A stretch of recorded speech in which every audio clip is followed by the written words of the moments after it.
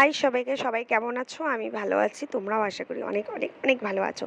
তো আমার যত ফ্রেন্ড আছো আর কি, যারা আছো তাদেরকে একটা কথা বলি যে অনেকেই পশু হেট করে। যেহেতু আমি কালকে যখন আসছিলাম দেখছিলাম একটা ভদ্রমহিলা, সে একটা ইট ছুঁড়ে সেই কুকুরটাকে মারছে। তো আমি মনে করি, দেখুন, ওদের পেছনে লাগলে ওরা কিন্তু আপনাকে অবশ্যই উল্টে কামড়াবে।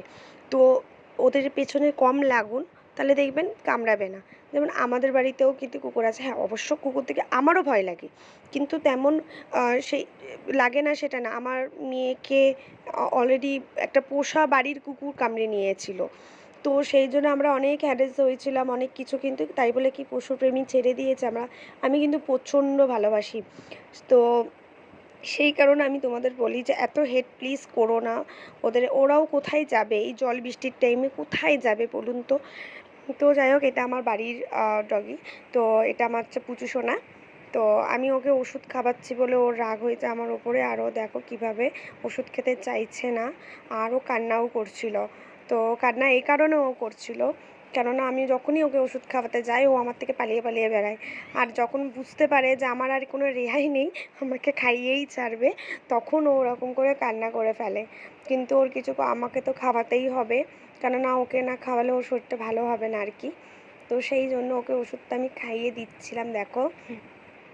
আর সত্যি কথা বলতে গেলে দেখো, মানুষ তো সব কিছু দিয়েই ভয় পাচ্ছে। তা আমি মনে করি বেশি পশুকে দেখে না ভয় পেয়ে মানুষকে দেখে আমাদের তো এখন চলছেই যা অবস্থা।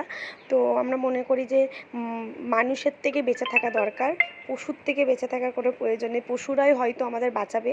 একটা কিছুদিন আগে একটা কেস হয়েছিল, যেটাতে একটা মেয়ের যখন ক্ষতি মানে এতে পড়েছিল বিপদে, তখন কিন্তু একটা ডগি বাঁচিয়েছিল।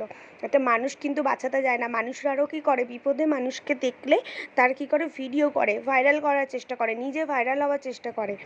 তো এইগুলো, মানুষরা পশুদের থেকেও অদম, কিন্তু পশুরা অনেক অনেক অনেক অনেক ভালো।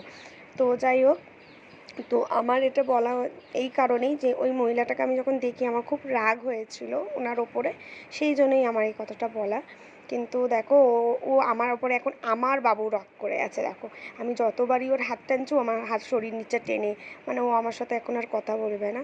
তো এই রাগটা ওর এখন একদিন প্রায় আমার সাথে চলবে, কেননা ওকে আমাকে অনেক ম্যানেজ করতে হবে। যেরকম আমি আমার মেয়েকে ভালোবেসে মানুষ করেছি, ওকেও মানুষ করছি, এবং আমার মেয়ের মতনই ওর খুব রাগ। ওকে এখন আমাকে অনেক আদর করতে হবে, অনেক বোঝাতে হবে, তারপরে ও আমার কাছে এসে আমার সাথে কথা বলবে।